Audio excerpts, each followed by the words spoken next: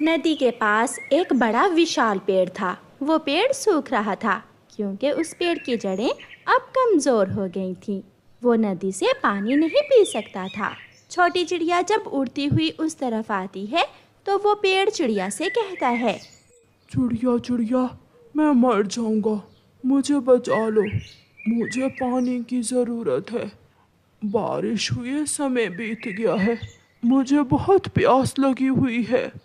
मैं छोटी हूँ और बहुत कमज़ोर भी, मैं कैसे आपको पानी दे सकती हूँ? हाँ, मैं अपने पक्षी दोस्तों से बात करती हूँ। हम सब मिलकर आपको पानी देंगे और आपको सूखने से बचा लेंगे। धन्यवाद चिड़िया, मैं इंतज़ार करूंगा। मेरे पास समय बहुत कम है। चिड़िया उड़ती हुई कौवों के पास जाती है जो एक छोटे से पेड़ के तने के साथ बैठे हुए थे। कौवो, नदी के पास वाला बड़ा पेड़ सूख रहा है। वही पेड़ है जो गर्मी के मौसम में हमें ठंडी छांव भी देगा और मीठे फल भी। छोटी चिड़िया, पेड़ सूख रहा है तो हम क्या करें? हम तो खुद गर्मी से सूख रहे हैं। पेड़ को पानी की ज़रूरत है। मैं छोटी हूँ और मेरी चोंच भी छोटी है। हम सब मिलकर उस पेड़ को सूखने से बचा सकते हैं। जाओ जाओ छोटी चिड़िया, ऐसे नेकी के काम हमसे नहीं होंगे। तुम किसी और के पास जाओ। तुम बुरे हो, तुम कभी दूसरों की मदद नहीं करते हो। चिड़िया निराश होकर वहाँ से चली जाती है। चिड़िया तोते के पास जाती है। तोते तोते, तुम बड़े हो और तुम्हारी चोंच भी बड़ी है। तुम अपनी चोंच में पानी भरकर उस बड़े पेड़ की मदद कर सकते हो। हमें बचाना होगा। हमें उस बड़े पेड़ को सूखने से बचाना होगा। चिड़िया, मैं ज़रूर कोशिश करूंगा। मैं तुम्हारे साथ मिलकर उस बड़े पेड़ की प्यास बुझाऊंगा। तोता मान जाता है और चिड़िया के साथ पेड़ को पानी पिलाने जाता है। रास्ते में जाते हुए तोता और चिड़िया कबूतर के पास भी जाते हैं और कबूतर को भी सारी बात बताते हैं। अगर आज हम सब मिलकर उस पेड़ को पानी देंगे तो कल वो पेड़ हमें फल भी देगा और ठंडी छांव भी। चिड़िया, मेरी चोंच तो छोटी है मगर मैं तेज उड़ूंगा। मैं मदद करूंगा उस पेड़ की। वो सब मिलकर नदी से पानी लाते और अपनी छोटी छोटी चोंच से एक एक कतरा पानी लाकर पेड़ को पिलाने लगे। वो सारा दिन ये काम करते हैं और शाम तक पेड़ की प्यास बुझ जाती है और पेड़ के पास पास वाली सारी ज़मीन गीली हो जाती है। दोस्तों, तुम सब ने मेरी मदद की। मैं हमेशा ये बात याद रखूंगा। पेड़ भैया, ये तो हमारा फ़र्ज़ था। किसी की मदद करना नेकी है और हमेशा कामयाबी उसे ही मिलती है जो दूसरों की मदद करता है। समय गुजरता गया और गर्मी बढ़ती गई। गुजरते हुए दिनों के साथ सूरज आग बरसाने लगा। ऐसे मौसम में नदी के पास वाला बड़ा पेड़ दूर से ही नजर आ रहा था। उसकी ठंडी छांव सबको आकर्षित कर रही थी। चिड़िया अपने बेटे से कहती है, कुकू बेटा, अब घोंसले में बैठना बहुत मुश्किल हो गया है। चलो हम नदी के पास वाले बड़े पेड़ के नीचे जाकर बैठ जाते हैं। मामा, क्या उस पेड़ की छांव ठंडी है?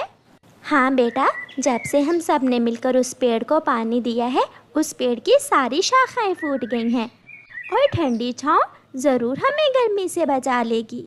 उधर गौरी कव्वी भी कालू से कहती है, कालू कालू, जल्दी चलो। नदी के पास वाला बड़ा पेड़ तो ऐसा ठंडा है जैसे कोई फ्रिज हो। हम जल्दी जल्दी वहां जाकर बैठ जाते हैं। और अगर कोई दूसरा पक्षी वहां बैठने आया तो मैं उसे भगा दूंगा। कैसा? कालू जी, अगर पक्षी ना भागे तो क्या करोगे तुम? मैं मारूंगा। मैं पक्षियों को डंडे से मारूंगा। फिर कालू कौवा अपना डंडा उठाता है और गौरी को साथ लेकर बड़े पेड़ के नीचे जाकर बैठ जाता है। थोड़ी देर बाद चिड़िया भी अपने बेटे को साथ लेकर वहां आ जाती है। कुकू बेटा, देखा, मैं ना कहती थी, वो पेड़ बहुत बड़ा है और उसकी छांव भी ठंडी है। हाँ हाँ, छांव तो बहुत ठंडी है इस पेड़ की, मगर तुम यहाँ नहीं बैठ सकती। ये पेड़ अब हमारा है। वो क्यों जी? मैं नहीं जाऊंगी यहाँ से।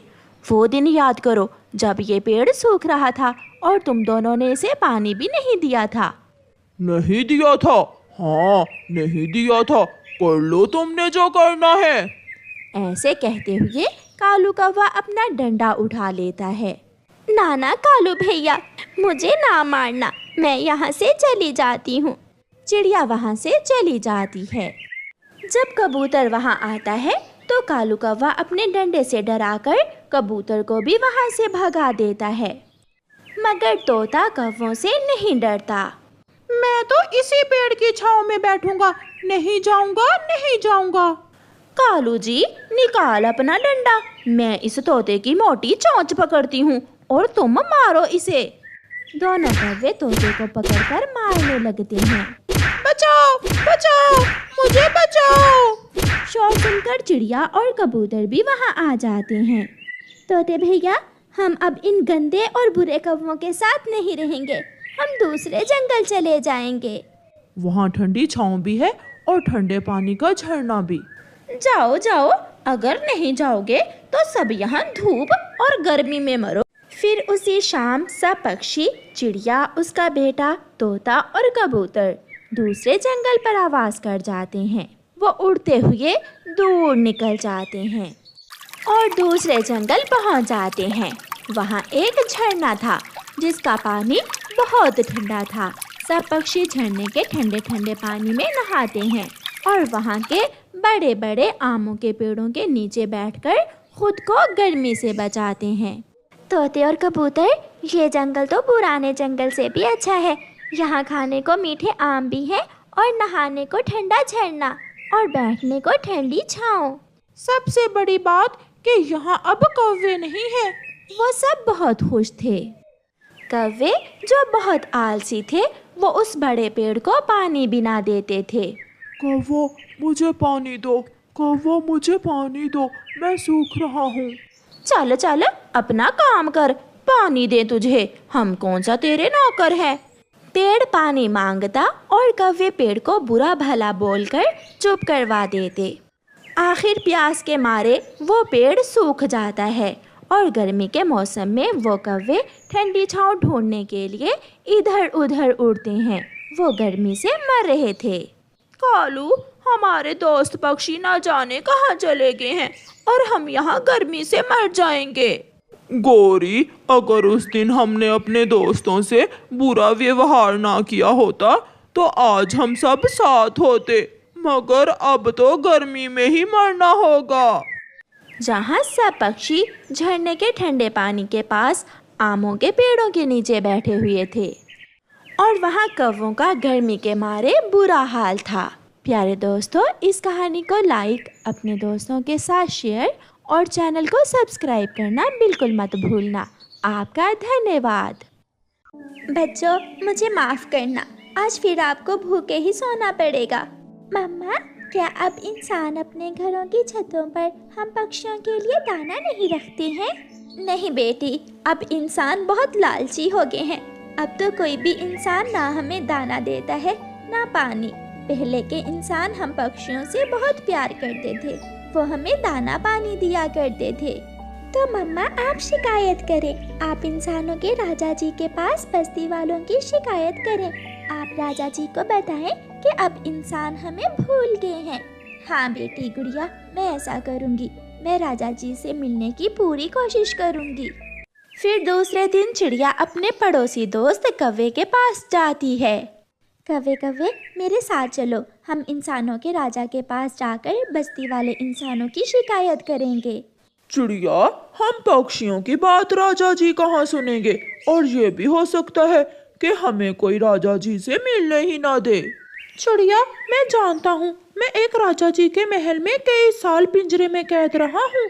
मैंने देखा है सब इंसान बुरे नहीं होते जैसे हम पक्षी।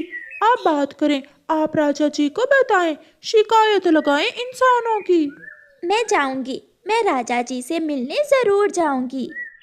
ऐसा कहते हुए छोटी चिड़िया हौसला करती है, राजा जी से मिलने इंसानों की बस्ती की तरफ उड़ती है। वो इंसानों की बस्ती में पहुंच जाती है।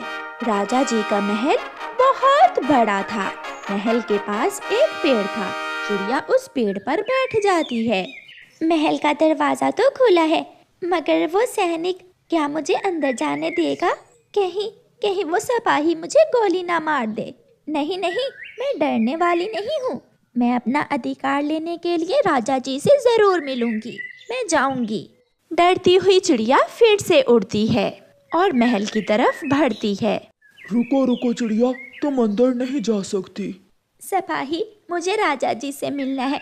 मुझे राजा जी से इंसानों की शिकायत लगानी है। छोटी चिड़िया, जाओ, अपनी जान बचाना चाहती हो तो चली जाओ यहाँ से, तुम अंदर नहीं जा सकती हो। चिड़िया सिपाही की बहुत विनती करती है, मगर सिपाही चिड़िया को महल के अंदर जाने से रोक देता है। शाम तक चिड़िया महल में पेड़ पर बैठी रहती है, मगर एक सिपाही जाता तो वहाँ दूसरा आ जाता है। शाम हो जाती है और चिड़िया निराश होकर जंगल वापस चली जाती है। मम्मा, क्या कहा राजा जी ने? गुड़िया बेटी, मैंने शाम तक इंतजार किया, मगर मुझे उस बुरे सिपाही ने राजा जी से मिलने ही नहीं दिया। वो दरवाजे पर खड़ा पहरा दे रहा था। तो मम्मा, कुछ ऐसा करें कि राजा जी आपको खुद बुलाएं। जब तक आप राजा जी से मिल नहीं लेती, तब तक राजा जी को कैसे मालूम होगा? अब इंसान हम पक्षियों को दाना नहीं देते हैं। दूसरे दिन चिड़िया फिर से अपने दोस्तों के पास जाती है। कुछ ऐसा करें कि राजा जी हमें खुद बुलाएं और हम राजा जी को अपनी फरियाद बता सकें। अगर मैं गया तो मुझे फिर से कैद कर लिया जाएगा। ना जाने इंसानों को तोते पकड़ने का क्यों शौक है। मैं वहाँ नहीं जा सकता, वरना पिंजरे में कैद हो जाऊंगा। है, मेरे पास इसका एक उपाय है। मैं करूँगा, मैं कुछ ऐसा करूँगा कि राजा जी चिड़िया को महल के अंदर बुलाएगा। ऐसा कहते हुए कालू कौवा अपने घर जाता है। गोरी, चलो, आज हमें राजा की रानी का हार चुराना है। कालू जी, ऐसा करना खतरनाक हो सकता है। हाँ, मगर मैं अपने पक्षी दोस्तों की जिंदगी बचाने के लिए ये सब करूँगी। कौवा और कौवी जाते हैं। रानी महल के बाहर बैठी एक बड़े पलंग पर अपना बनाव संभाल कर रही थी। कौवा और कौवी पेड़ के पत्तों में छुपकर बैठ जाते हैं। कालू जी, तुम जाओगे या मैं जाऊं? तुम यहाँ बैठकर ध्यान रखो और मैं जाता हूँ। अगर खतरा हुआ तो तुम शोर मचा देना। फिर कालू कौवा जाता है। रानी अपने ध्यान बैठी हुई थी। कालू कौवा पीछे से जाता है और रानी का हार उठाकर भागता है। कौवा कौवा कौवा ले गया मेरा हार, मेरा कीमती हार वो कौवा ले गया। सिपाही सिपाही, पकड़ो उसे। कौवा और कौवी कहाँ रुकने वाले थे। वो रानी का सोने का हार चुराकर जंगल की तरफ भाग जाते हैं। राजा जी, मुझे मेरा कीमती हार वापस लेना है। जो भी हो, मुझे मेरा हार वापस चाहिए। राजा सिपाही बुला लेता है। पकड़ो, जैसे भी हो उस कौवे को पकड़कर मेरे पास लेकर आओ। राजा जी, सारी तैयारी कर ली है, हम अभी जंगल में जाते हैं। फिर सिपाही जंगल में निकल जाते हैं। मैंने कर लिया। ये रहा चिड़िया, ये रहा चिड़िया रानी का सोने का हार। कौवे और कौवी, तुमने अपना काम अच्छे से किया है। अब आगे का काम मैं करूंगी। अब ये रानी का हार ही मुझे राजा जी तक लेकर जाएगा। सब पक्षी सुन लो, सब सुन लो। एक बड़ा कौवा और एक कौवी रानी का हार चुरा लाए हैं। शाम तक अगर रानी का हार वापस ना मिला तो जंगल को आग लगा देंगे। सब मरेंगे, दोषी कौवे भी, और सब पक्षी मरेंगे। ये सुनकर चिड़िया जल्दी जल्दी से सिपाही के पास जाती है। सिपाही, मुझे मालूम है वो कौवे कहाँ रहते हैं। जल्दी जल्दी बताओ चिड़िया। मगर मैं ये बात राजा जी को ही बताऊंगी। आप मुझे राजा जी के पास ले जाएं। सिपाही मान जाते हैं और चिड़िया को साथ लेकर महल की तरफ वापस मुड़ते हैं। चिड़िया, यहाँ रुको, मैं राजा जी से पूछ कर आता हूँ। फिर सिपाही राजा जी के पास जाता है। राजा जी, एक चिड़िया जानती है वो दुष्ट कौवे कहाँ रहते हैं। कहाँ रहते हैं वो कौवे? राजा जी, मगर वो चिड़िया ये बात आपको ही बताना चाहती है। वो बाहर खड़ी है। अगर आपकी अनुमति हो तो हम उसे आपके पास अंदर महल के अंदर ले आए। मुझे मेरा हार चाहिए, जैसे भी हो मुझे मेरा हार वापस लेना है। आप जल्दी से उस चिड़िया को महल के अंदर लेकर आओ। सिपाही जाता है और चिड़िया को महल के अंदर ले आता है। राजा जी, आप राजा हैं? आप इंसानों की बस्ती के राजा हैं? हाँ चिड़िया, मैं ही राजा हूँ। जल्दी से बताओ कि वो दुष्ट कौवे कहाँ रहते हैं। मेरी रानी का हार किसी भी कीमत पर हमें वापस लेना है। रानी जी, आपका एक हार गुम हुआ तो सबको फिक्र हुई, सब जंगल तक पहुंच गए, मगर हम भूख से मर रहे हैं, हमारे बच्चे भूख से मर रहे हैं। कोई हमें दाना नहीं देता, कोई हमें पानी नहीं देता। पूछें, आप राजा जी से पूछें कि हम पक्षियों का राजा कहाँ है? क्या हम पक्षी राजा जी के राज्य में नहीं रहते? चिड़िया, मैं जानती हूँ सब इंसान अपने अपने घरों की छतों पर आप पक्षियों के लिए दाना और पानी रखते हैं, फिर आप पक्षी कैसे भूख से मर रहे हो? रानी जी, माफ करना, आपका हार मेरे दोस्त कौवे के पास ही है। मैं राजा जी से मिलने आई थी, मगर सिपाही ने मेरी फरियाद सुने बिना ही मुझे वापस भेज दिया। आपका हार हम सब दोस्त पक्षियों ने इसीलिए चुराया था कि हम राजा जी तक पहुंच सकें। कोई इंसान भी हमें दाना और पानी नहीं देता, सब भूल गए हैं। अपने अपने कामों में इंसान इतने मसरूफ हो गए हैं कि हम छोटे पक्षियों के बारे में कोई नहीं सोचता। ये सुनकर राजा और रानी दुखी हो जाते हैं। मैं राजा हूँ, मैं इंसानों और पक्षियों दोनों का राजा हूँ। शायद मैं भी भूल गया था कि पक्षी भी मेरे राज्य में ही रहते हैं। चिड़िया, मुझे माफ कर देना। आज के बाद सब इंसान आप पक्षियों को दाना देंगे और पानी भी। राजा जी, ये आपका एहसान होगा हम छोटे और कमजोर पक्षियों पर। मैं अभी रानी का हार लेकर आती हूँ। फिर चिड़िया जंगल वापस जाती है। क्या बात हुई? क्या राजा जी को बताया तुमने? हाँ कौवे दोस्त, लाओ वो रानी का हार। अब हमें हार की कोई जरूरत नहीं है। फिर चिड़िया गौरी कौवी से रानी का हार लेकर वापस महल जाती है और रानी का हार उसे लुटा देती है। सिपाही, जाओ बस्ती में जाओ और सबको बता दो कि आज के बाद कोई भी इंसान पक्षियों को नहीं भूलेगा। सारे इंसान अपने अपने घरों की छतों पर पक्षियों के लिए दाना और पानी रखेंगे। सिपाही ऐलान करता है और फिर सारे इंसान अपने अपने घरों की छतों पर दाना पानी रखने लगते हैं।